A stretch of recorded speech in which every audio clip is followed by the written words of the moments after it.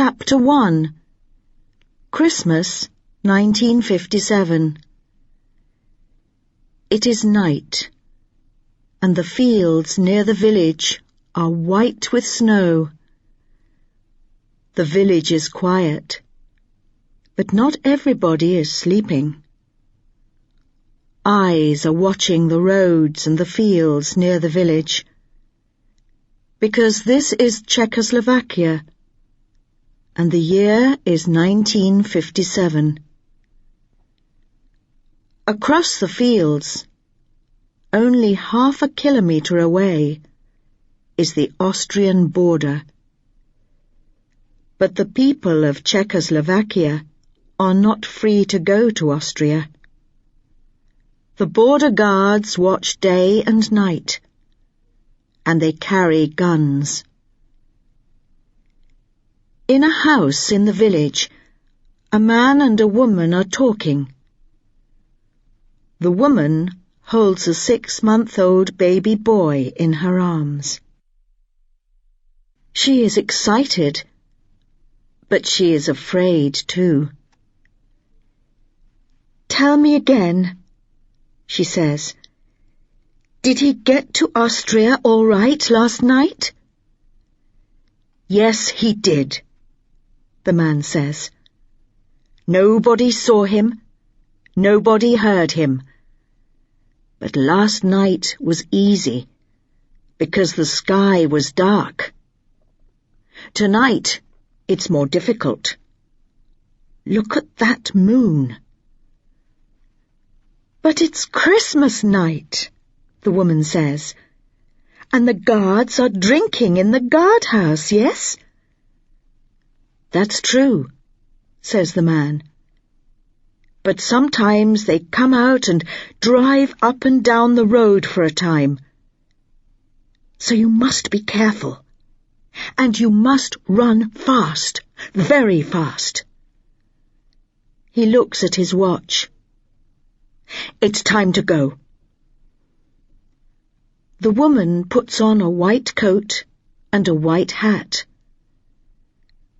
The baby wears a white coat too, and the woman carries him on her back. "Good," the man says. "White is best when there's snow. Nobody can see you. Now, are you ready? Let's go." They leave the house and walk quickly out of the village. After a time they stop, and the man says, very quietly, "Okay, do you see those trees? Turn right there and go 50 meters. When you come to the road, go across it quickly and run down the hill through the trees. Then you come to the river. Turn left and go 500 meters. The trees finish there, and you can walk through the river easily. Across 2 more fields, and you're in Austria. Our friends are waiting for you in the 2nd field. Go now. Goodbye, and good luck." The woman begins to run. The baby on her back is sleeping, but now he opens his eyes and begins to cry. The woman is afraid and runs more slowly, but the baby's crying is loud in the night. At the trees, the woman turns right, and soon she is at the road. She does not see the black car under the trees, but the men in the car see her. Suddenly, there is a noise in the night, the noise of guns. Then it is quiet again. The woman's body lies in the snow on the road. Now the only sound is the crying of the baby. Chapter 2. England, 1995. see. Jan, look at this, Carol said. She had a letter in her hand and took it across to her husband at the breakfast table. It's from the Oxford Orchestra, she said. They're giving concerts in the Czech Republic this Christmas. They're doing 3 concerts in Prague, and they're asking me to go because they need a harpist. Shall we go to Prague for Christmas? I can play with the orchestra, and you can come with us. When are the concerts? Asked Jan. I always have a lot of work in the weeks before Christmas. I must finish writing my new book then. Jan taught Czech at Oxford University and wrote books about languages.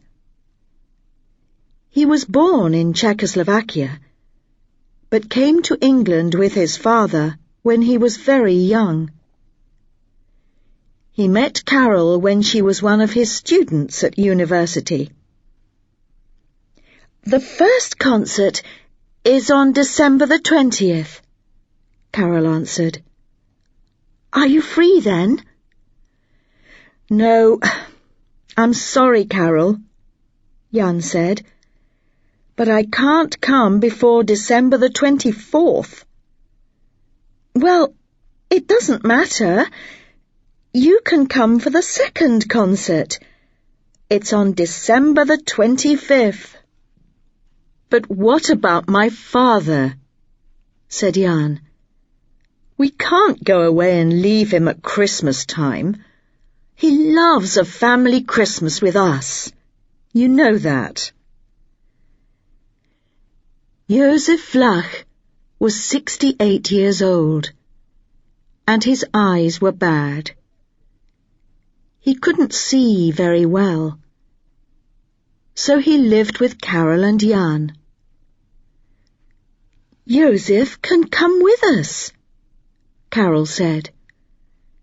He often talks about Prague at Christmas. He says it's the most beautiful time of the year there, because of all the snow on the old buildings. I know, said Jan, but he only talks about Prague. He never wants to go there. Every time we ask him to come with us, he says no. I don't know why, but I think it's because of my mother. When he thinks about Prague, he remembers her. You know, sometimes he cries when he looks at his photo of her, after all these years. Just then, the door opened, and Jan's father came slowly into the room. Good morning, he said, and sat down at the table. Is there any coffee? It's cold now, said Carol. Shall I make you some more? Thank you, my dear, he answered. You're very good to me. Carol went out for some coffee. Jan looked at his father carefully. I must ask him now, he thought, while Carol is out of the room. You're very quiet, Jan, said the old man. Is something wrong? No, said Jan quickly. Nothing's wrong. It's just... I want to ask you a question, but it's difficult. Jan stopped. His father smiled. Difficult? Why is it difficult? Are you afraid of an old man? Of course not, said Jan. But I am afraid of your answer. You see, Carol wants to go very much. She loves playing her harp, but it's Christmas time and—" "Stop," said Joseph. "What are you talking about? Where does Carol want to go at Christmas?" "To Prague," said Jan. "And I would like to go with her. We want you to come too." "Ah," said the old man, "to Prague. I understand now." The room was suddenly very quiet. Jan drank his cold coffee and waited. The old man took something out of his pocket. It was a photograph of his dead wife, Jan's mother. He spoke very quietly, not to Jan, but to the photograph in his hand. "Perhaps now, before I die, just once, I can go back again." Carol came back with some hot coffee. She looked at Joseph, then at Jan. "Shh. He's thinking about Prague," Jan said quietly. Carol put the coffee on the table and sat down. The hands on the clock slowly moved through 2 long minutes. Then the old man put the photograph back in his pocket. "All right," he said. "Let's all go to Prague for Christmas. It's beautiful there when it snows. I remember it so well. So very well." Chapter 3. The accident. The first rehearsal began at 9 o'clock and finished at 2 o'clock. "What a long morning," everyone said. "I'm sorry," said the conductor, "but we have very little time. The first concert is tomorrow night, and a lot of important people are coming, so we must play well. Now, please go and eat. This afternoon is free, so you can go and look at this beautiful city. Tomorrow morning we begin again at 9 o'clock. Please don't be late." Carol left the rehearsal room with Alan, one of the first violinists. "What are you going to do this afternoon, Carol?" Alan asked. "I'm going to get a quick sandwich, and then I'm going shopping," Carol said.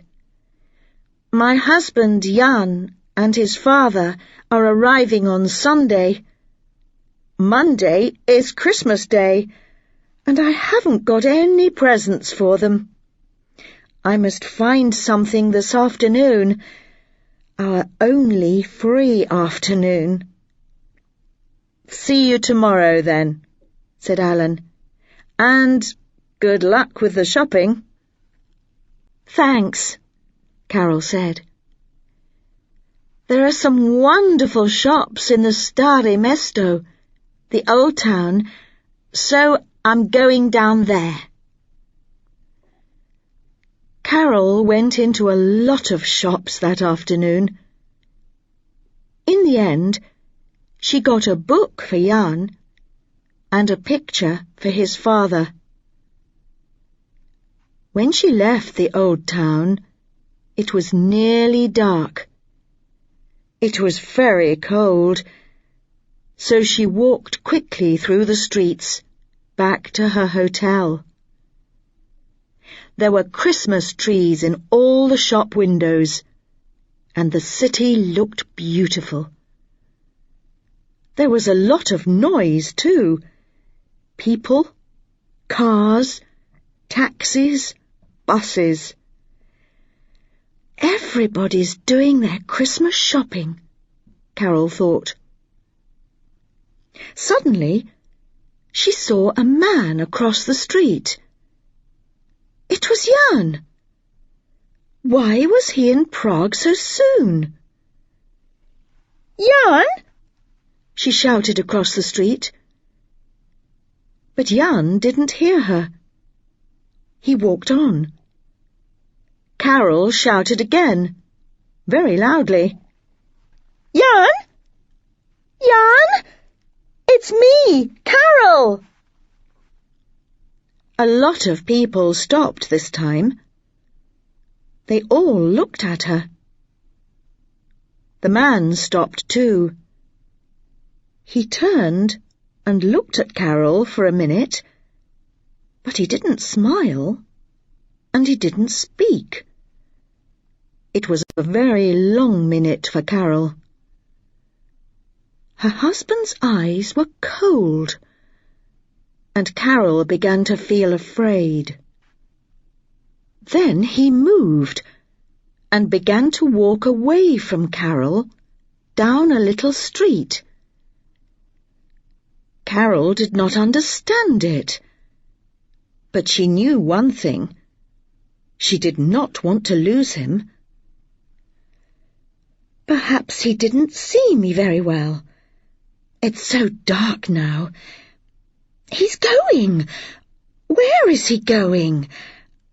Jan, come back! Are you ill? She ran across the street. There was a sudden noise, and somebody shouted. 2 seconds later, Carol lay in the snow. She ran right in front of me, the bus driver said later. I couldn't stop. There was no time.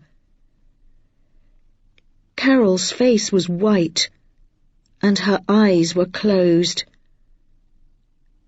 Soon an ambulance came and took her body away. Was she alive or dead? At 9 o'clock the next morning, the conductor was ready to begin the rehearsal. He opened his music, and the orchestra started to play. Suddenly, his hand stopped moving, and the music stopped at once. "Harpist!"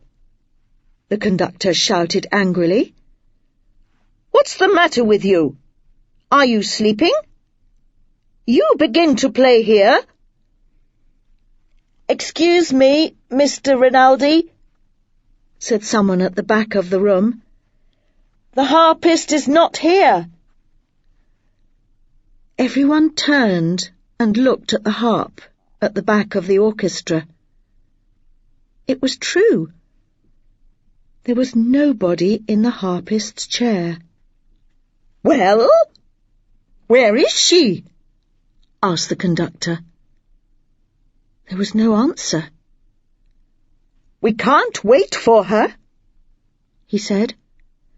"We must have this rehearsal without her. Where is Alan? He can speak some Czech." Alan stood up. "Can you go to the hotel and look for her there?" the conductor asked. "Then come back here at once, with or without her." Alan left. Half an hour later, he was back. "She's not at the hotel," he said. "I spoke to 2 or 3 people in the hotel, and they say that Carol wasn't there at breakfast this morning. And they think that she didn't sleep in her room last night." "I don't like this," said the conductor. "Carol is never late for rehearsals, and she knows that these concerts are important for us. I think we must tell the police. Shall I do it now? Alan asked. Yes, said the conductor. Please go now.